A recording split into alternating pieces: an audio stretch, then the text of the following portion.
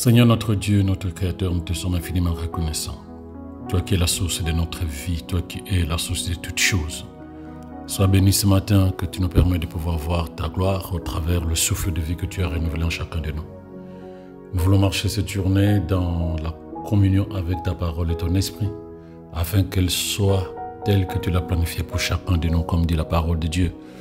Voici le jour que le Seigneur a fait, il est pour nous un sujet de joie. Oui, nous voulons nous empresser de venir vers toi, nous nourrir de ta parole et nous laisser conduire par ton esprit, afin que cette journée soit selon la pensée et les projets que tu as mis en place pour chacun de nous. Que la louange et l'adoration te reviennent, toi qui tiens toutes choses entre tes mains et qui tiens nos vies véritablement entre tes mains, loin de nos propres projets, de nos pensées. Que la louange te revienne avec action de grâce dans le nom de Jésus. Amen. Shalom, shalom bien-aimés.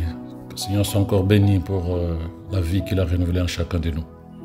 Voilà, je voulais nous partager ces versets. C'est Matthieu 19, verset 27. C'est une conversation entre Jésus et Pierre.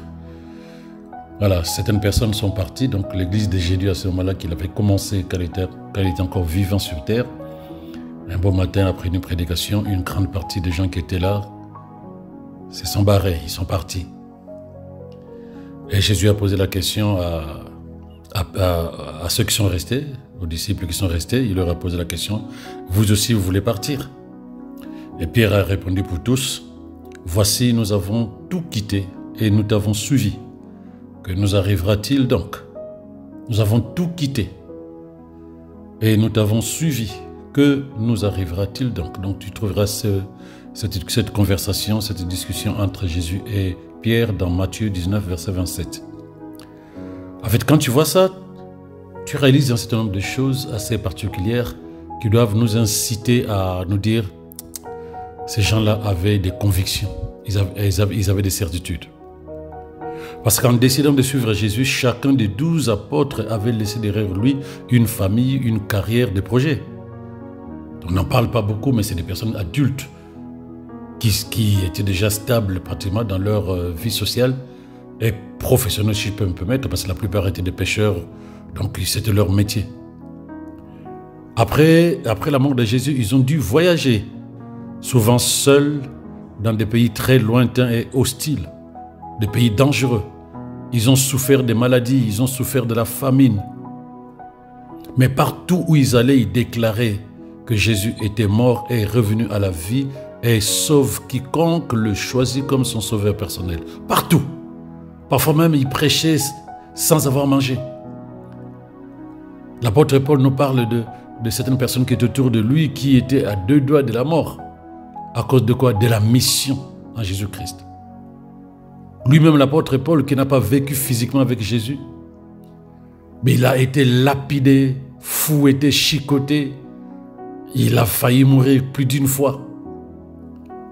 Il a vécu la famine, la maladie, lui-même. Pourquoi? Pour Jésus. Alors tu te poses la question, mais qu'est-ce qu'ils avaient? Pourquoi ils faisaient ça? Comment ont-ils accepté la mort? Pour aller prêcher partout, pour aller annoncer partout que Jésus sauve quiconque croit en lui. À cause de ces messages pour le salut en Jésus-Christ, ils ont été battus, ils ont été emprisonnés, ils sont même morts, ils ont été tués de plusieurs manières. Regarde, je vais t'expliquer.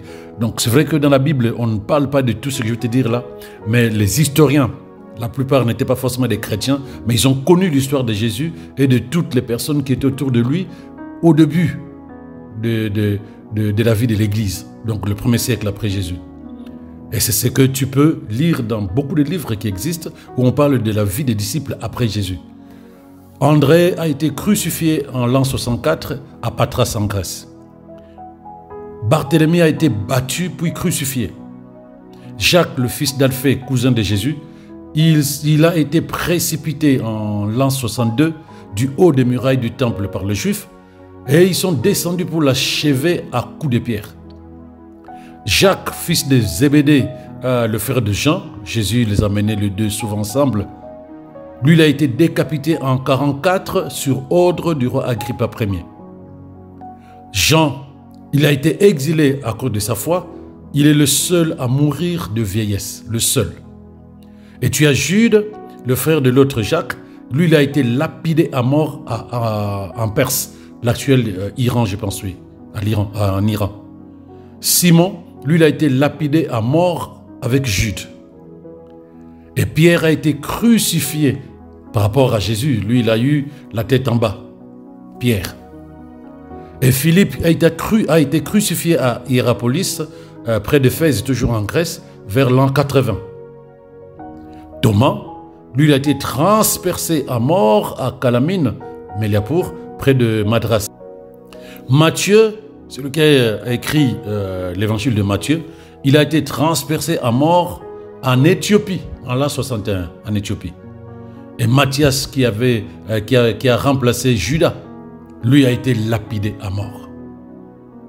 Donc quand tu regardes le 12, il n'y a que Jean qui est mort de vieillesse.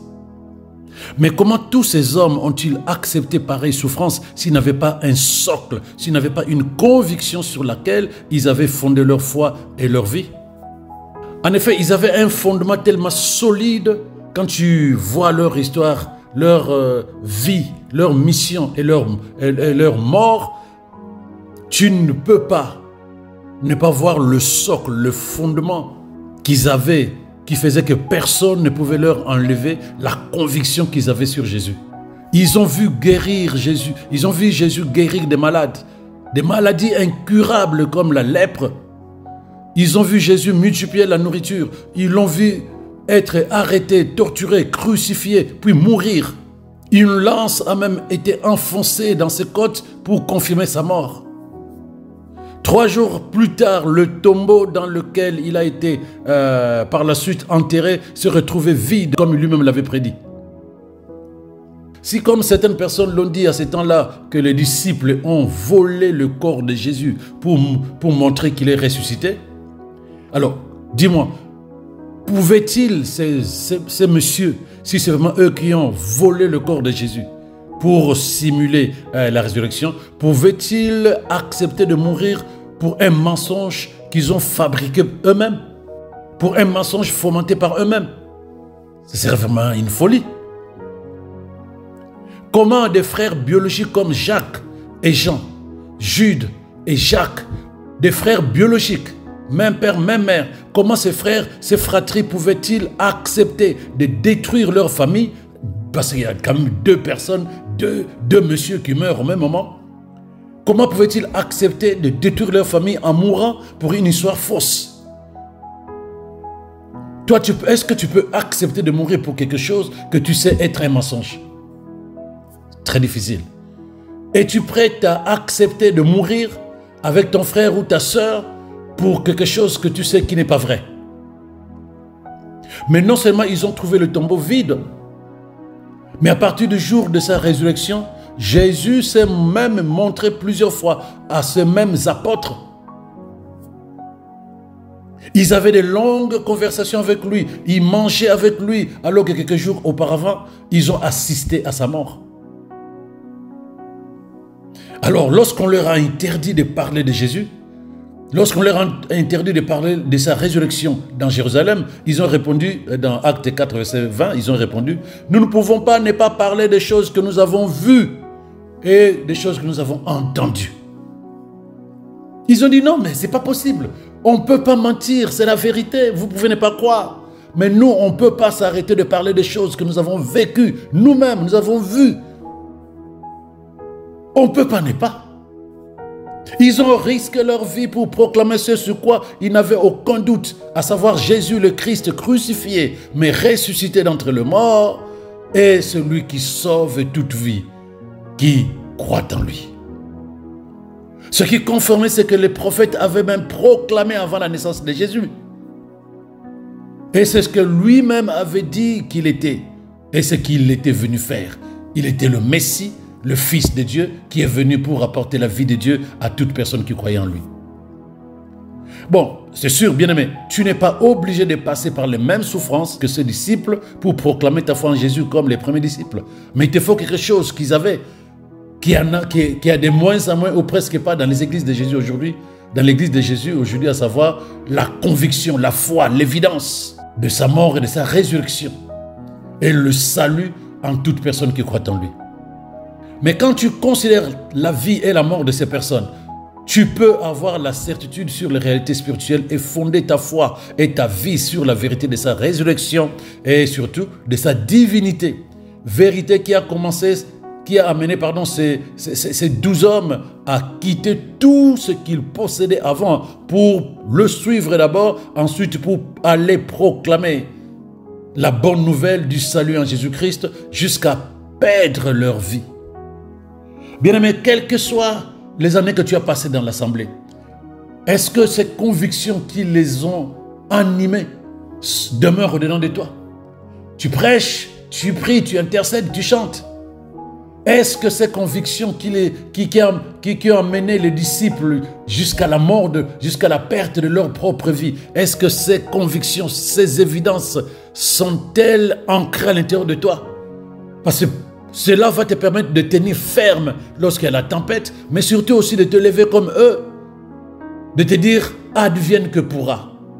Je ne regarde plus ma vie par rapport à moi, je regarde ma vie par rapport à ce que Jésus attend de moi.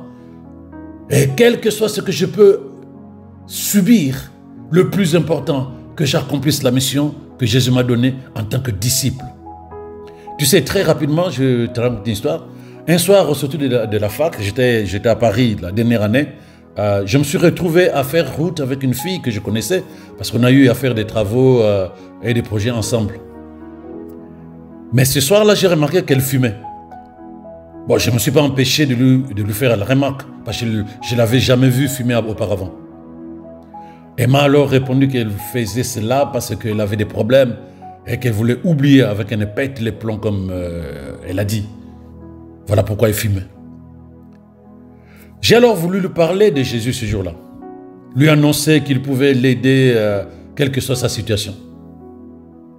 À ce moment-là, à un millième de seconde, une voix s'est élevée au-dedans de moi et me dit « Hey Pascal, si tu le fais, elle va raconter à tout le monde que tu lui as parlé de Jésus.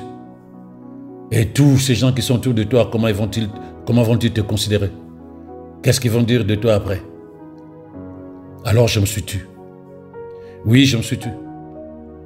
Mais quelques jours après, j'ai appris qu'elle avait perdu son père depuis peu, mais qu'incapable de sortir de cette douleur, de cette peur en elle concernant l'incertitude sur son avenir, et sur la stabilité de sa famille, parce que le pilier de la famille est parti. Elle a même fait une tentative de suicide. Je ne le savais pas.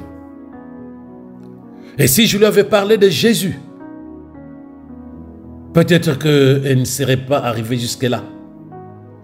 Mais ma bouche s'était fermée parce que je me suis laissé intimider, parce que ma vie était plus importante, parce que ma fierté était plus importante, parce que mon honneur, ma dignité, la carapace que j'avais fabriquée autour de mes collègues de la fac était plus importante que de parler de Jésus à quelqu'un qui avait besoin d'être rassuré.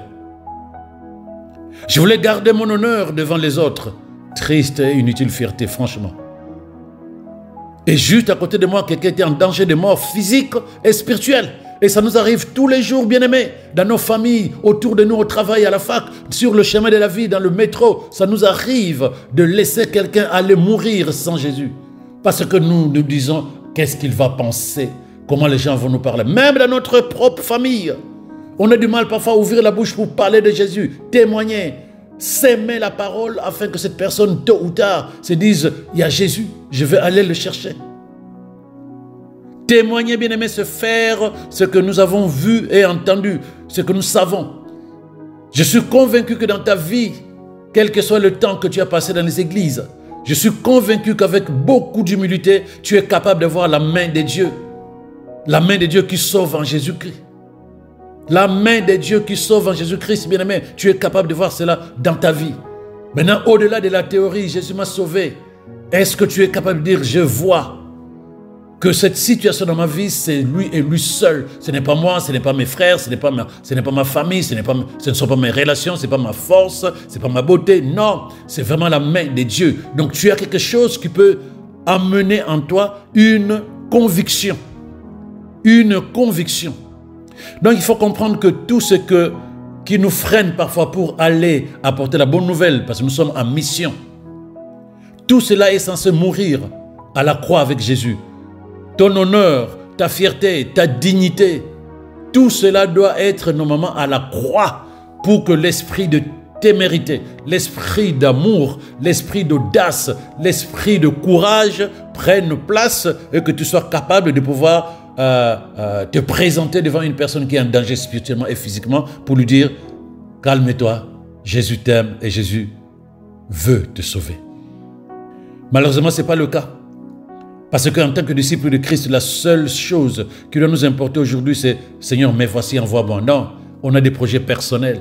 Là où Jésus n'avait qu'un seul projet, te sauver toi, me sauver moi. Nous, après le salut, on dit « Merci Jésus ».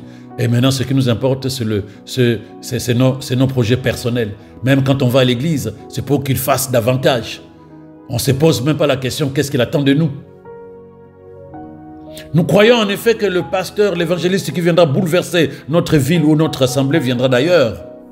Nous regardons avec envie certaines églises tellement structurées, bien structurées et peuplées, et en nous posant la question de savoir quand est-ce que nous serons comme eux. Oh! Oui, toutes ces questions sont légitimes, mais la réponse est dans la Bible. La réponse est dans la Bible et la parole de Dieu t'enseigne, bien-aimé, que le meilleur évangéliste au monde n'est que toi et toi seul, toi et moi. C'est chaque croyant qui va redécouvrir le chemin de l'intimité avec Dieu. C'est-à-dire chaque croyant dans la prière, chaque croyant dans la méditation de la parole de Dieu va découvrir effectivement que, en fait, nous sommes en mission depuis le jour où Dieu nous a sauvés en Jésus-Christ. Nous sommes en mission. Le plan divin que chacun attend, c'est le plan du salut des autres âmes qui ne connaissent pas encore Christ. Et nous tous, nous sommes appelés à témoigner Christ comme Seigneur et Sauveur.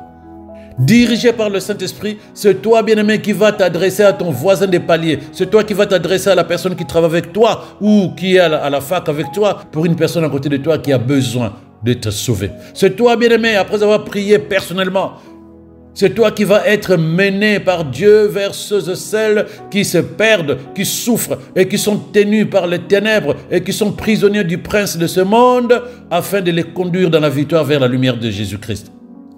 Donc s'il y a une femme ou un homme providentiel dans la vie d'une personne, sache que c'est toi, pas un autre. Pas un autre. Donc si tu crois, puisque tu es, disciple de Jésus depuis ta conversion, sache que le Maître t'a donné un ordre, proclamer la bonne nouvelle de la délivrance et du salut à tous ceux qui t'envoient sur le chemin de ta vie. Donc si tu es prêt à accepter cet ordre, le Saint-Esprit en toi va déverser les dons et les capacités nécessaires comme gage, comme mandat, gloire à Jésus pour cette mission. Nous attendons des dons, nous attendons des capacités spirituelles, mais nous ne savons pas qu'on équipe un soldat qui va à la guerre. On l'équipe, des armes et de tout ce dont il a besoin pour aller à la guerre. Mais si tu ne veux pas aller à la guerre, si tu ne veux pas te lever pour Jésus, pourquoi tu attends des dons?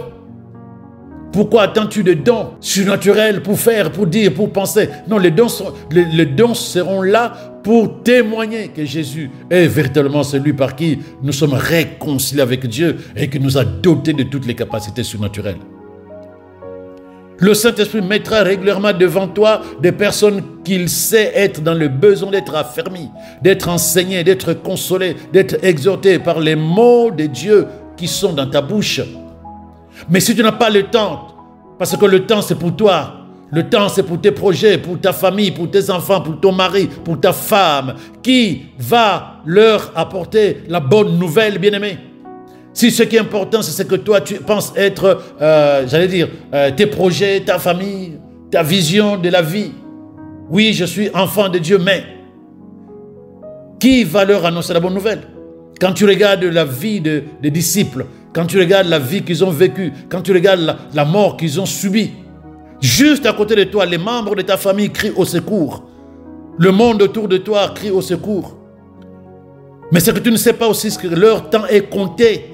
Tu ne connais pas quand est-ce que ta soeur, ton frère, ton père, ta mère, ton cousin, ta cousine, ta nièce, ta tante, ton oncle, tu ne sais pas à quel moment ils vont quitter ce monde. Le diable rôde et tu sais. Le diable rôde, que tu le crois ou non. Il est temps de témoigner ce que Jésus a fait dans ta vie. Si tu es convaincu, si tu as développé des convictions, sinon regarde dans la Bible les héros Ces personnes qui sont sur les gradins en train d'attendre que tu agisses, eux, ils n'ont pas eu peur de mourir. Je ne te demande pas de mourir physiquement si tu n'es pas convaincu. Mais mourir déjà en toi-même pour que tu sois capable de pouvoir arrêter de penser d'abord à toi et que tu penses rien qu'à Jésus, celui qui t'a sauvé. Pense à lui, il ne fut que 2 minutes pour que tu sois capable de faire quelque chose qui va lui plaire parce qu'il est venu pour cette mission-là de sauver. Puisqu'il n'a plus de corps physique, il a besoin que toi et moi, nous nous levons et que nous allons parler aux êtres humains qui ont besoin de lui. Pense, ne fait que 30 secondes à Jésus. Ensuite, pense à ceux et celles qui sont autour de toi, qui ne savent pas qu'ils peuvent être sauvés éternellement parce que tu leur as parlé de quelqu'un qui s'appelle Jésus. Ma prière est que tu ne te soustrais pas à tes responsabilités missionnaires, bien-aimés.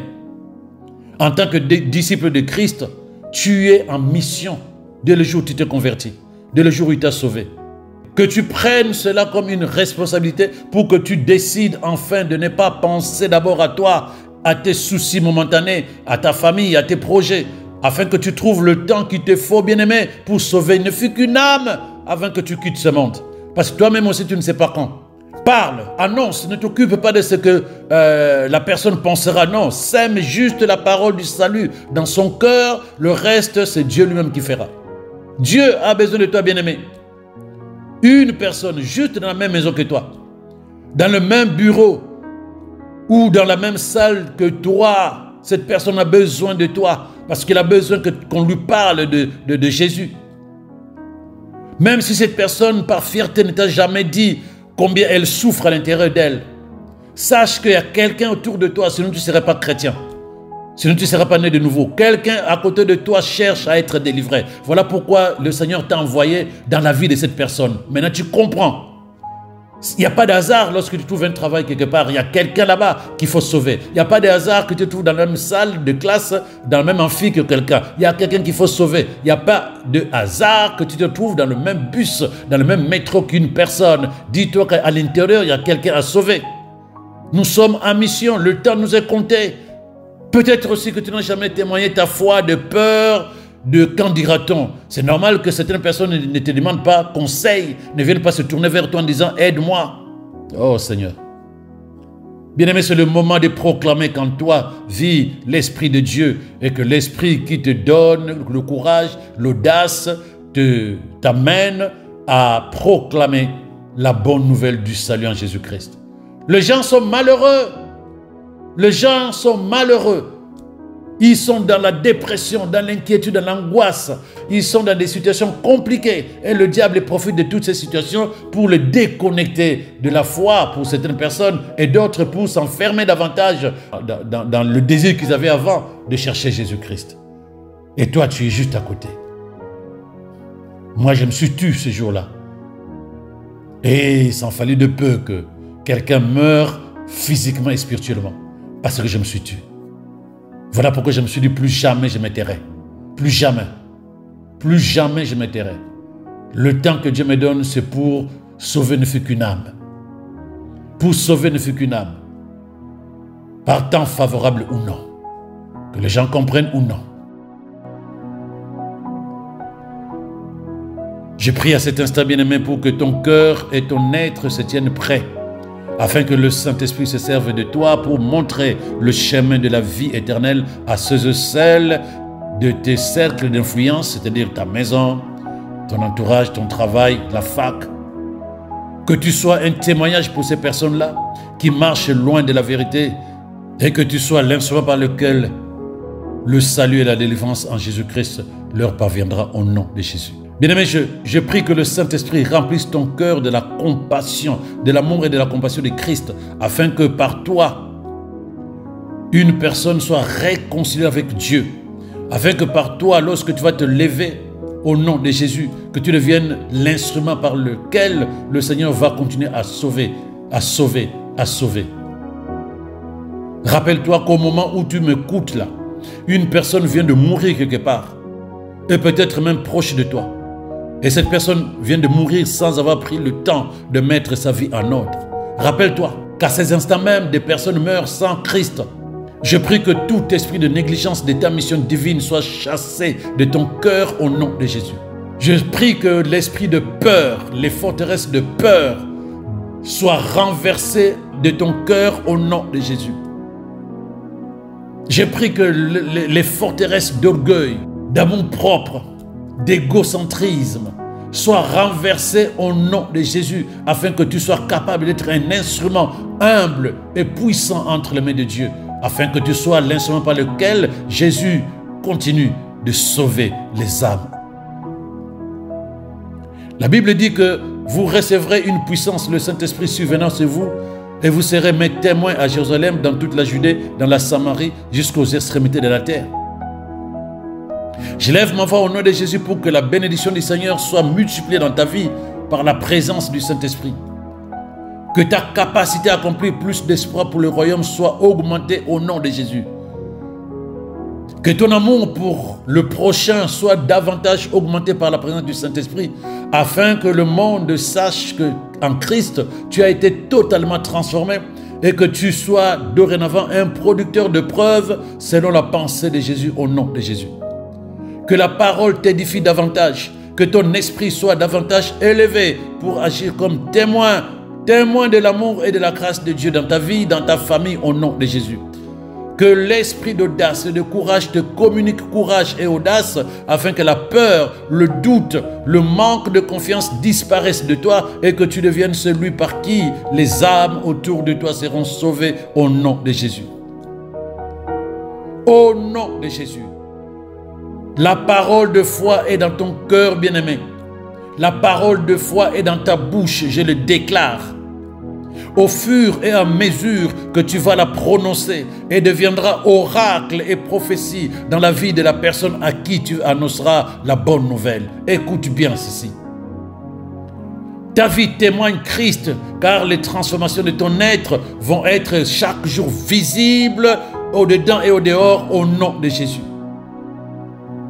Ta vie produit la justice partout où tu vas. Tu effectues de grands changements autour de toi par la parole de Dieu et par la foi que tu mets dans cette parole.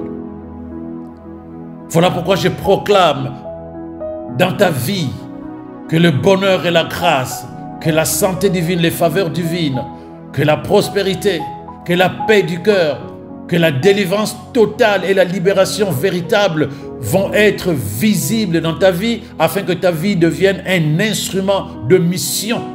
Un instrument de mission, et que toi-même tu sois instrument de salut en Christ Jésus. Et que les gens autour de toi soient sauvés au nom de Jésus. Shalom, shalom à toi. Lève-toi, car c'est le moment. Excellente journée à toi.